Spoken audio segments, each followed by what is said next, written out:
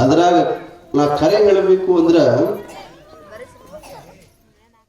ಸಾಕಷ್ಟು ದೊಡ್ಡ ದೊಡ್ಡ ಕಾರ್ಯಕ್ರಮಗಳಿಗೆ ನಾವು ಹೋಗಿವ್ರಿವ.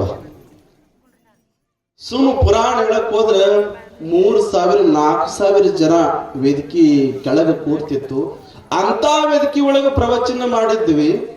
ಆ ಊರೊಳಗ ತಿಂಗಳಾನಗಟ್ಲೆ ಇರ್ತಿದ್ವಿ. ಆದ್ರ ಒಂದು ಮನೆಗೆ ಕರೆಯೋದು ಅಂದ್ರೆ ದೊಡ್ಡ ಬಿರಿ ಬಿದ್ದಂಗ, ರಾಮಾಯಣ ಇದ್ದಂಗ.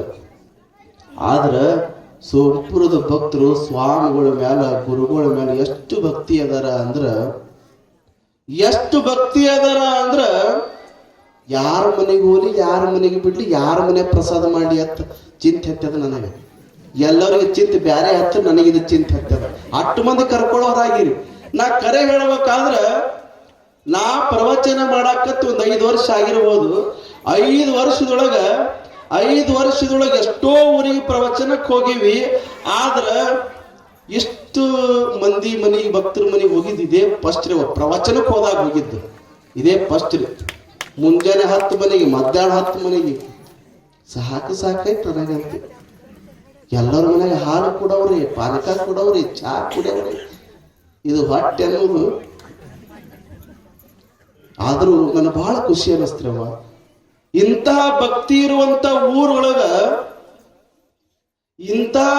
ಇರುವಂತ ಊರೊಳಗ ಪರಮಾನಂದೇಶ್ವರರು ನೆಲೆಸ್ಯಾರ ಅಂದ್ರ ನಿಮ್ಮೆಲ್ಲರ ಭಕ್ತಿಗೆ ಅವ ಸೋತ ಅಂತ ತಿಳ್ಕೊಂಡೆ ಇಲ್ಲಿ ನೆಲೆಸ್ಯಾನ ಅಂತ ನನಗನ್ನಿಸ್ತದೆ. ಅದರೊಳಗೆ ಎಲ್ಲರೂ ಕೂಡ ಕಾಯಕವನ್ನು ನಂಬಿ ಬದುಕನ್ನ ಮಾಡುವಂಥವ್ರು. ಅದರೊಳಗೆ ಆಲ್ಮೋಸ್ಟ್ ಎಲ್ಲರೂ ಸಹಿತ ಕೃಷಿ ಮಾಡುವಂಥವ್ರು ಅದೀರಿ, ಹೊಲದಾಗ ಕೆಲಸ ಮಾಡೋರು ಅದೀರಿ. ಆ ಭೂಮಿ ತಾಯಿ ಸದಾವಕಾಲ ಯಾವಾಗಲೂ ಕೂಡ ನಿಮಗೆ ಕೈ ಬಿಡಂಗಿಲ್ಲ ಅಂತಕ್ಕಂಥದ್ದನ್ನ ಹೇಳಿ, ಸರಿಯಾಗಿ ಪರಮಾನಂದೇಶ್ವರಿಗೆ ದಾನ ಧರ್ಮಗಳನ್ನು ಮಾಡಿ ಆತನ ಜಾತ್ರೆ ಸುಂದರವಾಗಿ ಮಾಡಿದ್ರಿ ಅಂತಂದ್ರೆ ಆತ ನಿಮ್ಮ ಬದುಕನ್ನು ಕೂಡ ಸುಂದರವಾಗಿ ಇಡ್ತಾನೆ ಅಂತಕ್ಕಂಥದ್ದನ್ನು ತಿಳಿಸಿ ಇನ್ನು ಮುಂದಿನ ಕಾರ್ಯಕ್ರಮವನ್ನು ಭಾಗವಹಿಸಿ